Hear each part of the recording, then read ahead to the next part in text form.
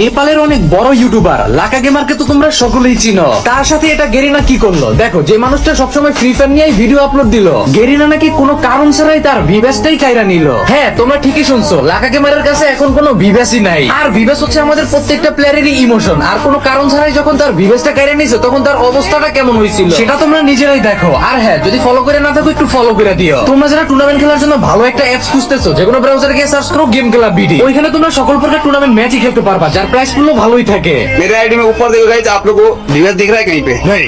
कहीं पे दिख रहा है विवेक? ठीक है, नहीं है। यानी ये मैं झूठ नहीं बोल रहा हूँ भाई। देखो आप लोग, मैं दिखा देता हूँ। देखो यहाँ में गया, ठीक है, यहाँ में गया, देखो ऑन यूट्यूब में गया, प्राइमेट है, विवेक नहीं है दोस्तों, इधर विवेक है ही नहीं। मैं आप लोग एक बार फिर से रिस्टार्ट करके भी दिखा देता हूँ, ठीक है।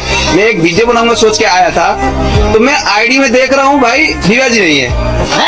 ये क्या हो गया? भाई एक शॉर्ट वर्ड बना लूं, है ना, रैंक वैंक खेल लूं, क्लॉज वॉल मार लूं, लगा के बोल के आया था गेम में भाई, और आके देख रहा हूँ आईडी से विवाद है गायब। ठीक है, ये देखो, मैं झूठ नहीं बोल रहा।